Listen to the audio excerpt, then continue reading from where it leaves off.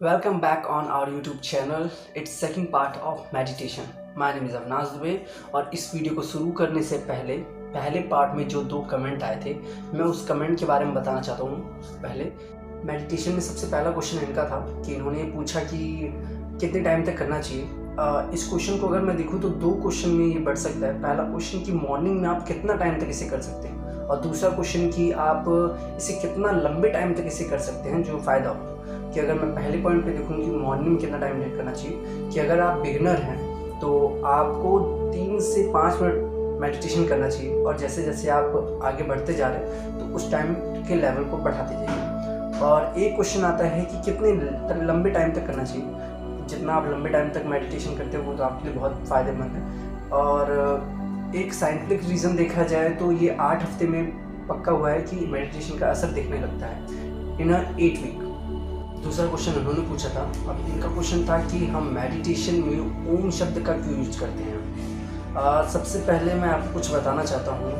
जो 3 कलर होते हैं RGB, इन तीनों कलर से आप किसी भी एक कलर का निर्माण कर सकते हैं। करेक्ट। एंड ओम भी 3 वर्ड से बना है, अ ओ म। आप इन तीनों साउंड से किसी भी एक साउंड का निर्माण कर सकते हैं। पहली बात ये है, अगर मैं रिसर्च की बात करूँ तो जो ओम की साउंड फ्रिक्वेंसी है वो आर्ट ऑफ लिविंग की वेबसाइट से बोस्टन के एक शहर में एक लेडी ने ये रिसर्च किया था कि उन्होंने देखा कि ओम की जो फ्रिक्वेंसी है साउंड वो अर्थ के रोटेट होने के जो साउंड है उससे एकदम सेम टू सेम मैच कर रही है। तो इसलिए इस चीज़ का यूज किया जाता है। इसका मतलब ये भी है कि कहीं ना कहीं अर्थ भी ओम बोलने की कोशिश कर रहा है। अगर आपको ओम के बारे में और भी कुछ पढ़ना है तो लिंक मैं डिस्क्रिप्शन में दे दूंगा, आप वहां जाके पूरी अच्छे से पढ़ सकते हैं ओम के बारे में। अब इस वीडियो में मैं कुछ स्टडी के बारे में बात करूंगा कि मेडिटेशन के ऊपर क्या कोई स्टडी किया गया है।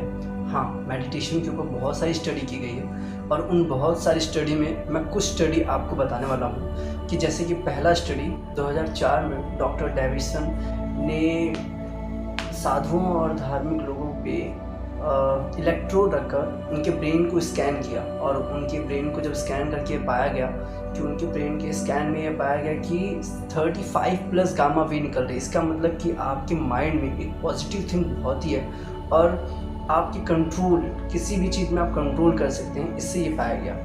जो मैं आपको सेकेंड स्टडी बताने जा रहा हूँ, इस स्टडी में डॉक्टर सारा लाजर ने ये बताया है कि 8 हफ्तों तक जो मेडिटेशन करता है उसके ब्रेन साइज 3 जगह से बढ़ जाते हैं। मैं इस डायग्राम से आपको बताऊंगा कि वो माइंड की कौन सी 3 चीज़ें हैं जो बढ़ती हैं। पहला, लेफ्ट हिप्पोकैम्पस, ये आपके दिमाग की एबिलिटी को बढ़ाता है और मेमोरी को स्ट्रॉन्ग करता है। दूसरा आपका आता है पोस्टीरियर कैलकुलेट कॉर्टेक्स, ये आपके फोकस को इंक्रीज़ करता है। एंड जो तीसरा आता है एमिगडाला में डिक्रीज़ करता है आप फियर को, स्ट्रेस को, एंजाइटी को, मतलब कि बुरी आदतों को छोड़ने में आपको मदद करता है।